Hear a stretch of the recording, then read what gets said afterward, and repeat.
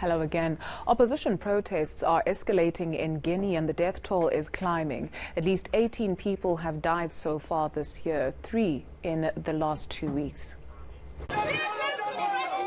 Amnesty International is calling on authorities in Guinea to amplify measures to protect the right to peacefully demonstrate. Police and protesters clashed in the capital Conakry this week, killing 1 person and injuring more than a dozen. Opposition party supporters say President Alpha Condé is planning to amend the constitution and stand for a 3rd term.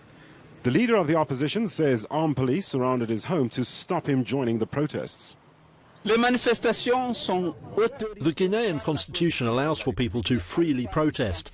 Alpha could not care less about the constitution. He doesn't care about the law. He doesn't care about the agreements. He doesn't care about the truth. Political problems have been growing in Guinea this year. Residents there battle with regular power cuts, a lack of jobs and low salaries. It's really deplorable because we have been living in this situation for a while, where one moment there's a general strike and another moment there are protests. Opposition protests began in February in response to local elections they say were tainted. Malawi and the United Nations are enlisting drones to help farmers maximize their crops. The landlocked country, which suffers periodic crop failures and is prone to floods, often needs food and other aid.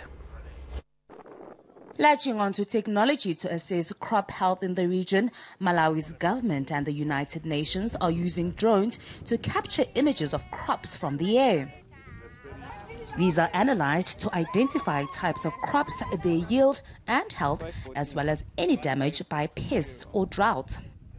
The data is then checked against a ground survey and shared with farmers. Launched last year, the test corridor, centered at the Kasungu aerodrome, is testing the effectiveness of drones in humanitarian emergencies and other development issues. What we are trying to do here is actually making data available real-time also to the farmer, so they can know whether or not they should be stopping doing some of the practices, intervene with, a pesticide or the natural biological systems, see if they have to start preparing for the dry season and therefore changing the type of crops. And this is going to be done obviously in close cooperation with the extension workers. UNICEF says it will use the information to anticipate the nutritional needs of children. Malawi often needs food and other aid because of failed crops and flooding.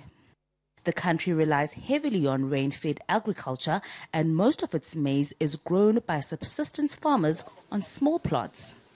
Dorothy Mtonga grows maize and vegetables on her plot in Blantyre.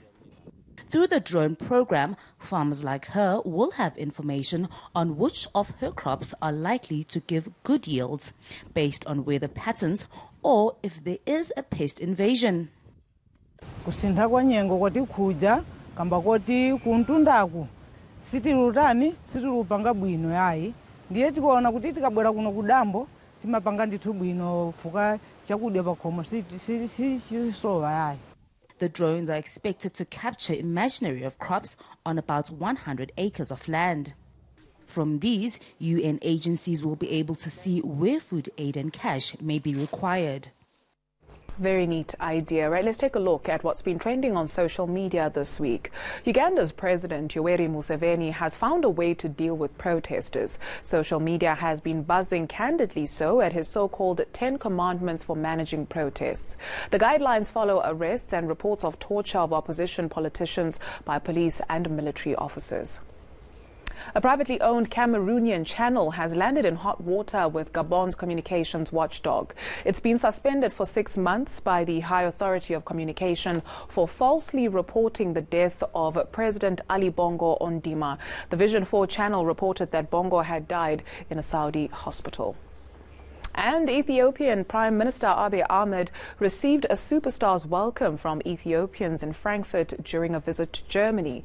Abiy is, after all, so popular with his countrymen and women that some refer to him as Africa's Obama. A day after meeting with German Chancellor Angela Merkel and other African leaders, he addressed thousands in Frankfurt. Ethiopians traveled from as far as Turkey and Russia to listen to what he had to say. And that's it for this week's edition of #Africa. Do stay tuned to ENCA for all the latest headlines. Take care and goodbye.